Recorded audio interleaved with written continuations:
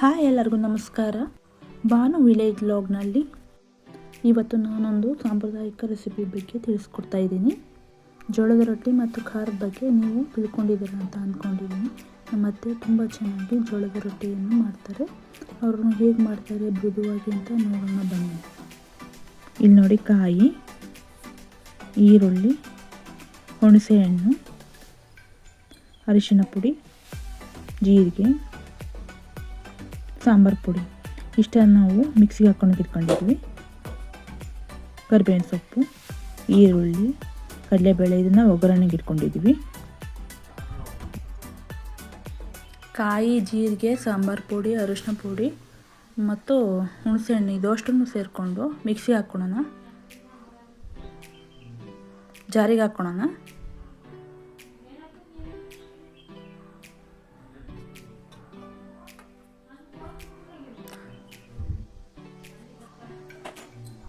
ಸ್ವಲ್ಪ ಇದಕ್ಕೆ ನೀರು ಹಾಕ್ಕೊಳ್ಳೋಣ. ಸ್ವಲ್ಪ ನೀರು ಹಾಕ್ಕೊಂಡು ಸ್ವಲ್ಪ ಉಪ್ಪು, ಟೇಸ್ಟಿಗೆ ಇದಕ್ಕೆ ಹಾಕ್ಕೊಂಬಿಡೋದು. ಸ್ವಲ್ಪ ಇದಕ್ಕೆ ಒಂಚೂರು ನೀರು ಹಾಕ್ಕೊಂಡು ತಗೊಂಡು ಮಿಕ್ಸಿ ಹಾಕ್ಕೊಳಕ್ಕೆ ಹೋಗ್ತಿದ್ದೀವಿ.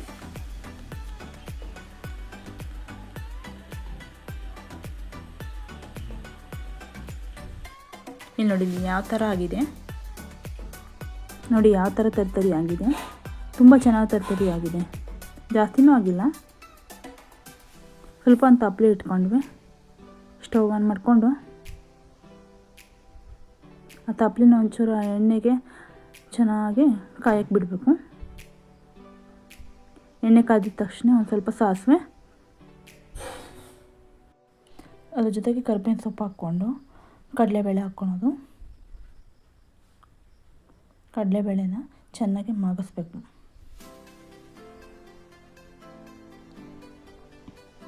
ಕಡಲೆಬೇಳೆನ ಚೆನ್ನಾಗಿ ಮಾಗಿಸಿ ನೋಡಿ, ಇದು ಯಾವ ಥರ ಈ ಥರ ಕಡಲೆಬೇಳೆನ ಚೆನ್ನಾಗಿ ಮಾಗಿಸ್ಬೇಕು.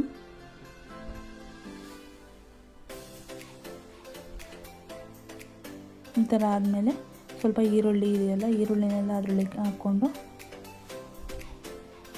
ತಪ್ಪಲಿಗೆ ಈರುಳ್ಳಿನ ಚೆನ್ನಾಗಿ ಹಾಕ್ಕೋಬೇಕು. ನಂತರ ಚೆನ್ನಾಗಿ ಕೈ ಆಡಿ ಇದಕ್ಕೆ ಸ್ವಲ್ಪ ಉಪ್ಪು,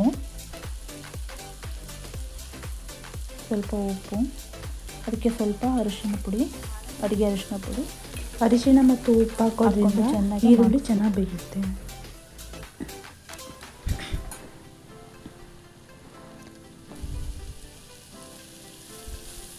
ನೋಡಿ ಯಾವ ಥರ ಬೇಯ್ತೀರಿ, ಚೆನ್ನಾಗಿದೆ ಅಲ್ವಾ? ಚೆನ್ನಾಗಿ ಕಮ್ಮಿಗೆ ಮಾಗಂಗೆ ಬೇಯಿಸ್ಕೋಬೇಕು ಒಗ್ಗರಣೆಯಲ್ಲಿ. ನೋಡಿ, ಖಾರ ಮಿಕ್ಸಿಲಿ ಹಾಕ್ಕೊಂಡು ರೆಡಿ ಮಾಡ್ಕೊಂಡಿದ್ದದ ಖಾರನ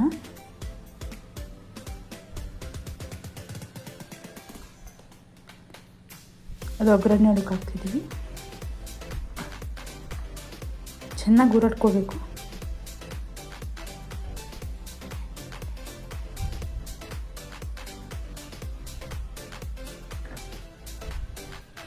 ಚೆನ್ನಾಗಿ ಕುದಿ ಹತ್ತುತ್ತೆ ನೋಡಿ, ಚೆನ್ನಾಗಿ ಕುದಿ ಹತ್ತುತ್ತಿದೆ. ಸ್ವಲ್ಪ ನೀರು ಹಾಕ್ಕೊಂಡು ಚೆನ್ನಾಗಿ ಕುದಿಸೋಕ್ಕೆ ಶುರು ಮಾಡಿದ್ದೀವಿ. ಚೆನ್ನಾಗಿ ಗೋರಾಡ್ಕೊಂಡ್ರೆ ತರ್ತರಿಯಾಗಿ ಆ ಥರ ಬಂದಿದೆ ನೋಡಿ ಖಾರ. ನೋಡಿ, ತುಂಬಾ ಚೆನ್ನಾಗಿದೆ.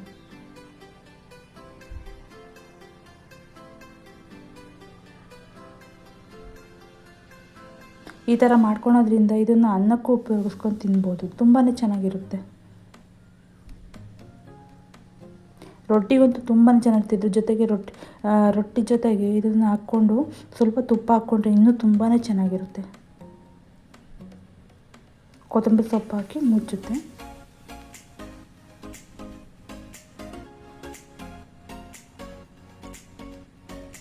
ನೋಡಿ ಯಾವ ಥರ ಕುದೀತಾ ಇದೆ.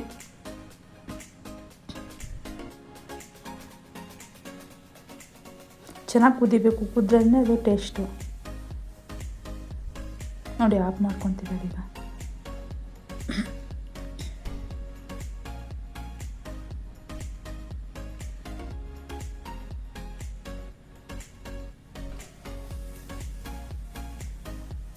ಚೆನ್ನಾಗಿ ಕುದ್ದಿದೆ, ಸಾಕು.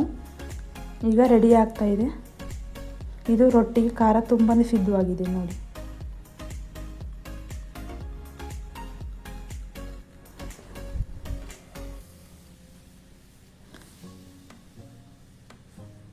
ಈಗ ನೆಕ್ಸ್ಟು 3 ಲೋಟ ನೀರು,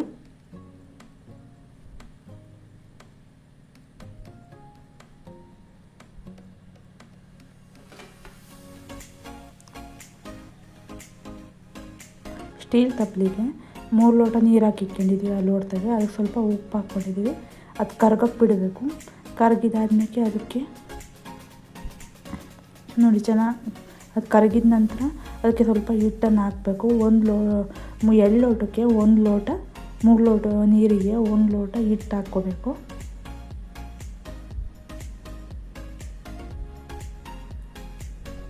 ಅದು ಕುದಿ ಬರೋಕ್ಕೆ ಶುರುವಾಗುತ್ತೆ. ಕುದಿ ಬರೋಕ್ಕೆ ಶುರುವಾದ ತಕ್ಷಣ ಹಿಂದೆನೇ ಅದನ್ನ ಗೂರಾಡ್ಕೋಬೇಕು.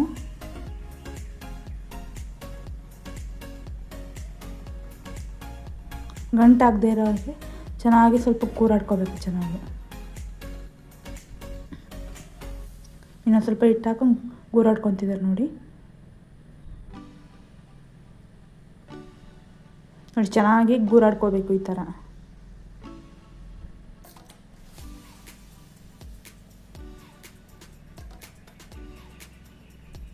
ಒತ್ತಬಾರ್ದಾಗೆ ಕ್ಲೀನಾಗಿ ಎಲ್ಲ ಗೂರಾಡ್ಕೊಂಡ್ರೆ ಅಡ ಗೊತ್ತುತ್ತಿರಲ್ಲ. ಚೆನ್ನಾಗಿ ಬಿಸಿ ಬಿಸಿಯಾಗಿ ಅದಕ್ಕೆ ಕಮ್ಮಗಾಗ್ತಾ ಹೋಗುತ್ತೆ. ಹಿಟ್ಟು ಸಿದ್ಧ ಆಯಿತು.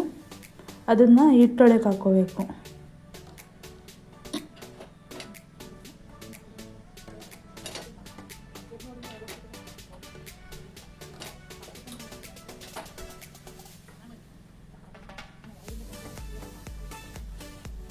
ನೋಡಿ, ಅದರ ಹಿಟ್ಟೊಳಿಗೆಲ್ಲ ಹಾಕ್ಕೊಂಡು ತರಿಯಾಗಿ ಉದ್ದುದ್ರಾಗಿ ಸ್ಮೂತಾಗೆ ಮಿತ್ಕೊಂತಾರೆ.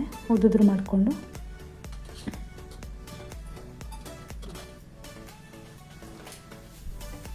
ಎಲ್ಲ ತರಿ ಮಾಡ್ಕೊತಿದ್ದಾರೆ ನೋಡಿ. ಜಾಸ್ತಿನೂ ಮಿದ್ದಕ್ಕೆ ಹೋಗಲ್ಲ, ಸಿಂಪಲ್ಲಾಗಿ ಅದು ಸೈಡ್ಗೆ ಹಾಕ್ಕೊಂಡು ಒಂದೇ ಸಲ ಅಷ್ಟೊಂದು ಮಿತ್ಕೊಂಡು ಮಾಡ್ಕೊಳೋದ್ರಿಂದ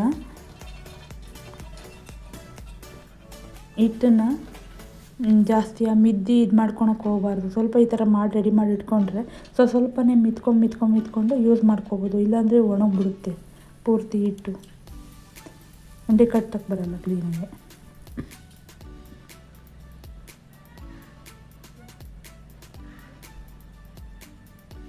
ನೋಡಿ, ಚೆನ್ನಾಗಿ ಈ ಥರ ಹಿಟ್ಟನ್ನು ಚೆನ್ನಾಗಿ ಕಲಿಸ್ಕೋಬೇಕು.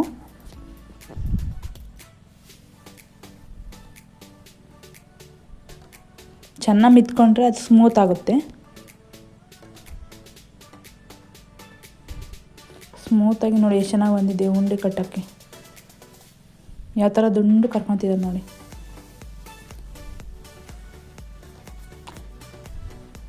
ತವಕ್ಕೆ ಎಣ್ಣೆ ಹಾಕೋದ್ರಿಂದ ಹಿಡಿಯಲ್ಲ, ಹಿಟ್ಟೆಲ್ಲ ಅಲ್ಲೇ ಅಂಟ್ಕೊಳೋ ಥರ ಆಗಲ್ಲ. ರೊಟ್ಟಿ ಚೆನ್ನಾಗಿ ಬರುತ್ತೆ.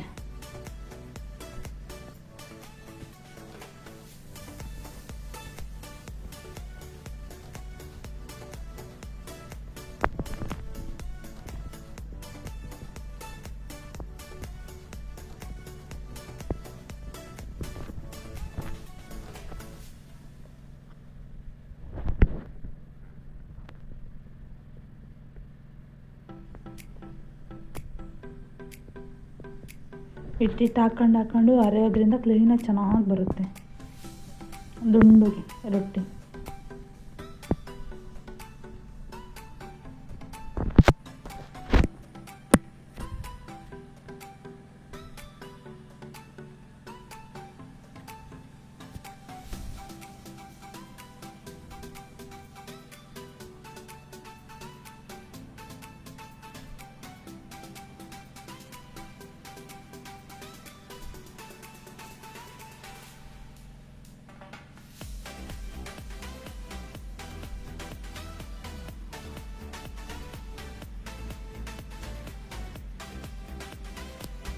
ವಾವ್, ರೊಟ್ಟಿ ಎಷ್ಟು ಚೆನ್ನಾಗಿ ಬಂದಿದೆ ಅಲ್ವಾ. ರೊಟ್ಟಿ ನೋಡಿ ಎಷ್ಟು ಚೆನ್ನಾಗಿ ಬಂದಿದೆ. ಕೈ ಇಟ್ಕೊಂಡ್ರೆ ಸ್ಮೂತಾಗಿ ಎಷ್ಟು ಚೆನ್ನಾಗಿ ಬರುತ್ತೆ ನೋಡಿ ರೊಟ್ಟಿ. ಈಗ ರೊಟ್ಟಿ ನೋಡಿ ಎಷ್ಟು ಚೆನ್ನಾಗಿ ಬರ್ತಾಯಿದೆ ತೆಗಿಯೋಕ್ಕೆ. ಖಾರದ ಜೊತೆ ನೆಂಚ್ಕೊಂಡ್ರೆ ಅದಕ್ಕೆ ಸ್ವಲ್ಪ ತುಪ್ಪ ಹಾಕ್ಕೊಂಡು ತಿಂದರೆ ಇನ್ನೂ ತುಂಬಾ ಚೆನ್ನಾಗಿರುತ್ತೆ. ವಾವ್, ತುಂಬಾ ಚೆನ್ನಾಗಿದೆ. Amazing, super super, wow. ನೋಡಿ ಎಷ್ಟು ಚೆನ್ನಾಗಿ ಬರ್ತಿದೆ ರೊಟ್ಟಿ.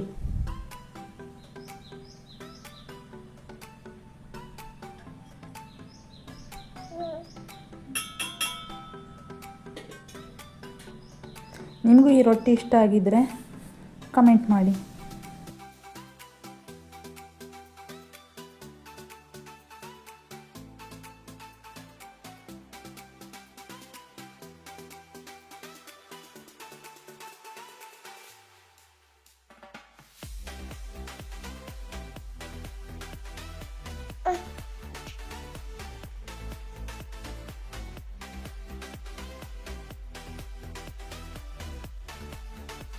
ಮುಂದಿನ ವಿಡಿಯೋದಲ್ಲಿ ಸಾಂಪ್ರದಾಯಿಕ ರೆಸಿಪಿ ಜೊತೆ ಮತ್ತೆ ಬರ್ತೀವಿ. ಬಾಯ್.